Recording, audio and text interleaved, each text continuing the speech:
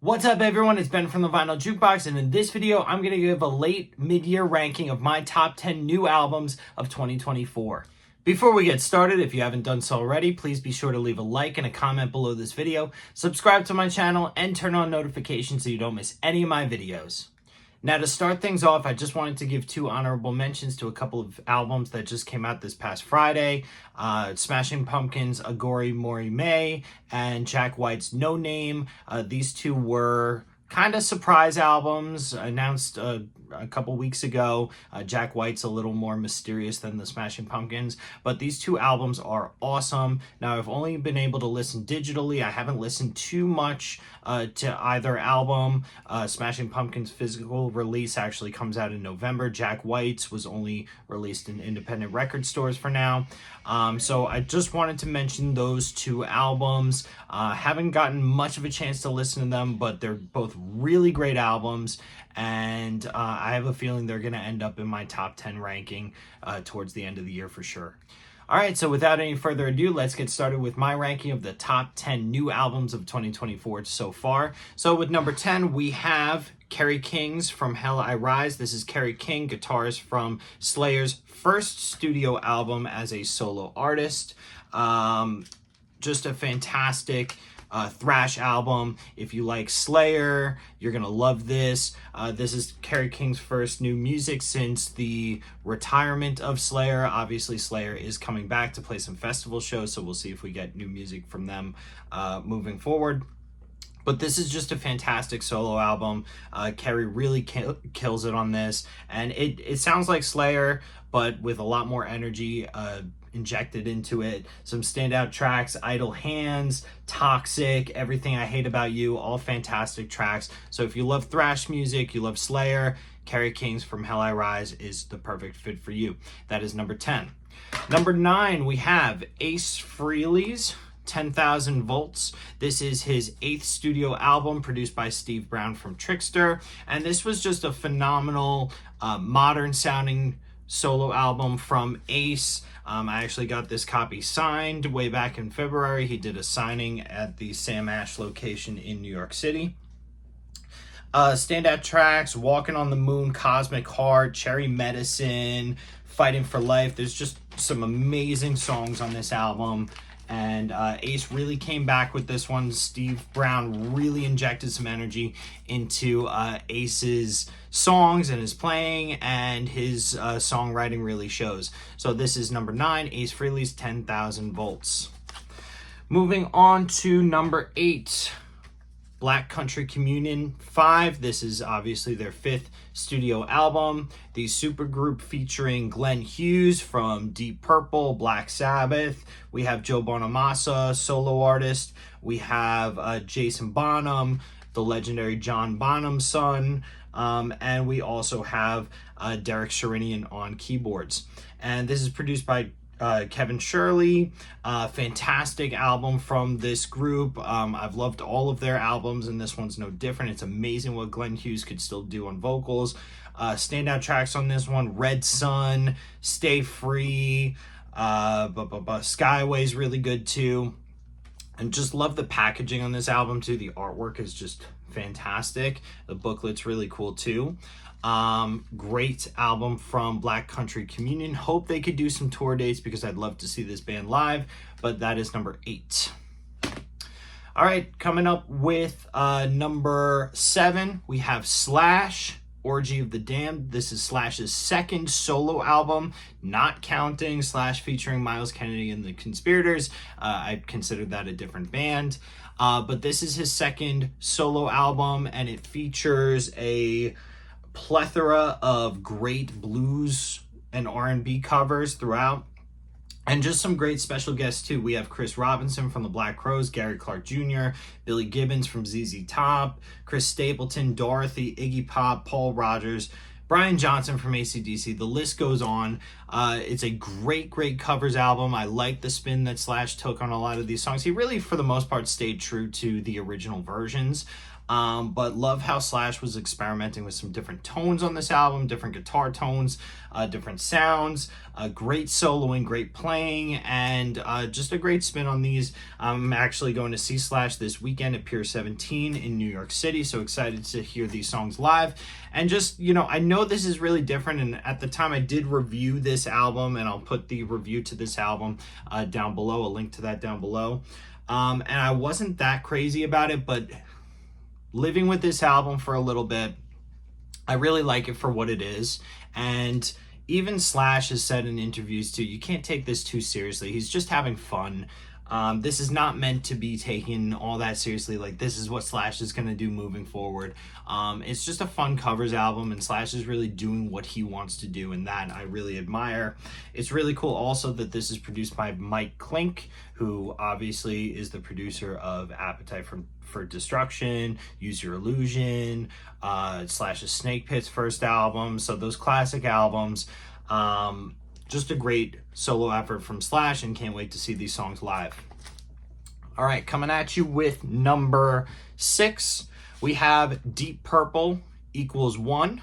This is the 23rd studio album from Deep Purple, and this lineup features new guitarist Simon McBride, and it's produced by Bob Ezrin, who has produced the last few Deep Purple albums. And I really thought that this album in particular was a really great return to form in terms of guitar-centered rock, heavy rock, what they made themselves known for. The keyboards really show as well in this album, but really they kind of stepped away a bit, I think, from the progressive sound that they've been doing for the last few years, and really came up with some great songs with some great riffs. I thought that Ian Gillan sounded great on this album too. Obviously, he's not going to be screaming his head off like he did when he was a kid, but his lyrics are really good, and he's hitting the notes that he needs to at this point in his career. Some standout tracks to me: Old Fangled Thing, Portable Door, Lazy Sod, Sharpshooter, all great tracks on this album. If you've been sleeping on this album, definitely check it out. This is a fantastic comeback album, I think, for Deep Purple, and I'm seeing them in September. Cannot wait to see how these songs translate live.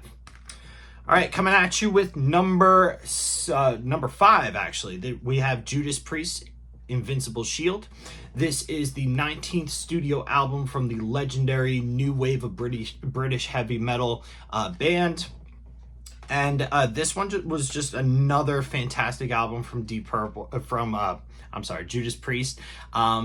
Ever since Redeemer of Souls, when they brought in Richie Faulkner to replace KK Downing, I feel like they've hit a really great streak of great albums. This one, Redeemer of Souls, Firepower, and this one, just really great heavy albums. I think that Richie Faulkner brought a lot of new energy to the band. Some standout tracks: The Serpent and the King, Panic Attack, which was the first single, Crown of Horns, just great songs on this album. Only thing I wish is that we could have gotten some pictures of the band in the artwork, but you'll notice with a lot of these older bands in their albums, we're not getting pictures of the band, but that's okay. Just a really great heavy album, and Rob Halford is showing no signs of aging, at least in terms of his vocals. Would love to see this band live, have never seen them before, but amazing album from Judas Priest.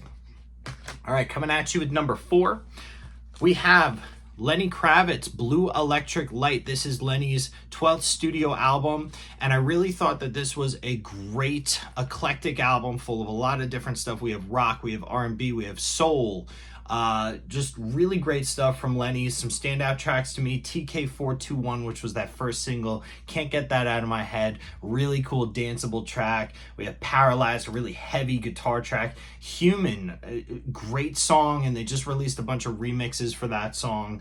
Really awesome album, recorded by Craig Ross, who's Lenny's partner in crime and guitar player. Produced, arranged, and written, performed by Lenny Kravitz. Lenny's still doing the heavy lifting on these albums, and he sounds phenomenal. But Lenny is a legend, and he shows he's really the one out of all of these artists that shows no signs of aging. The dude is 60 years old and he still looks like he's 30. Fantastic album from Lenny Kravitz. That is number 4. Number 3, and I did a review of this as well, so I will put a link to this down below. But we have Pearl Jam's Dark Matter. This is the 12th studio album from the legendary Seattle grunge band Pearl Jam. And this is produced by Andrew Watt, who produced the most recent Rolling Stones album, Iggy Pop, the last 2 Ozzy records, and I thought that this was a really great return to form album for Pearl Jam. Heavy songs, but also some lighter, more acoustic-based songs. Just really great songwriting from Pearl Jam and really great sounding from Eddie Vedder. Love this album. I think that this album's kind of disappeared a little bit in people's minds, I guess because it came out earlier in the year. But I thought that this was a fantastic record from Pearl Jam and would love to see them live. Their show at Madison Square Garden, I think they were doing 2 shows. It was near impossible to get tickets. So would love to see them sometime in the future. But for now, I have this Pearl Jam, great album. Some standout tracks on this one, of course. Dark Matter, the title track. We have Runnin', which is, I love that song. It's just a driving rocker of a song. Something Special is awesome too. I think that one written with Josh Klinghoffer, who played with Red Hot Chili Peppers. He was also in Eddie Vedder's solo band. But really great album from Pearl Jam, Dark Matter. All right, number 2, we're nearing the end of the list here. Number 2, I'm going to go with Sebastianbach's Child Within a Man, former Skid Row frontman. This is his 4th solo studio album, and Sebastian has come back with a vengeance on this album. I've been a big fan of his solo albums, but I think that this one might be my favorite, even though Kickin' and Screamin', his second one, is really hard to beat. Just a fantastic return to form album, produced by Elvis Basket. This is probably his most aggressive album since Subhuman Race from Skid Row. Just amazing songs, amazing sounding album. It's mastered by Robert Ludwig, one of Robert Ludwig's last albums that he's mastering. Standout tracks here: Everybody Bleeds, Freedom, Hold On to the Dream. Sebastian sounds amazing on this album. He sounds young. His screaming is coming out really well. Just sounds better than he has in years, and it's just amazing how this producer was able to get that out of him. Would love to hear these songs live, but definitely his best songs and best sounds in quite a while. All right, and lastly, we are going to go to my number 1 album of the year so far, and this may change. But this is Happiness Bastards, the 9th studio album from the Blackcrowes, and I did a full review on this album, and I'll put a link down below.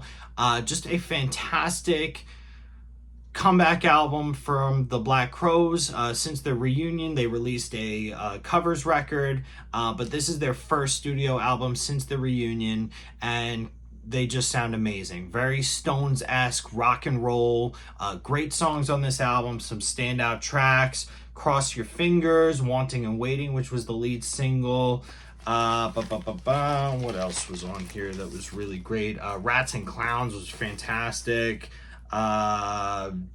Dirty Cold Sun, that's the one I was thinking of.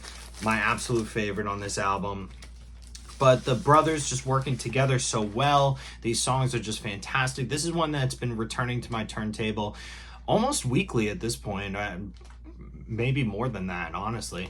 But Happiness Bastards, phenomenal album from the Blackcrowes. Would love to see them live. Have never seen them. But for now, this is definitely holding me over. This is my top album of 2024 so far.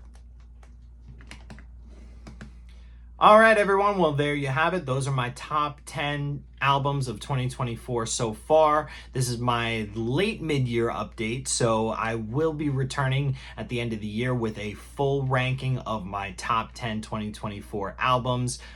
We still have some more albums to go, and a couple of albums that I mentioned for my honorable mention that I need to spend some more time with. But I hope you guys enjoyed. Please leave a comment below. Join the conversation. What are your top 2024 albums so far? Do you agree with my choices? Are there some that you would have taken out? Let me know below. I'd love to hear from you. As always, if you haven't done so already, please leave a like and a comment below this video, subscribe to my channel, turn on notifications, share the video, all that good stuff. Thanks for watching, everybody. See you next time.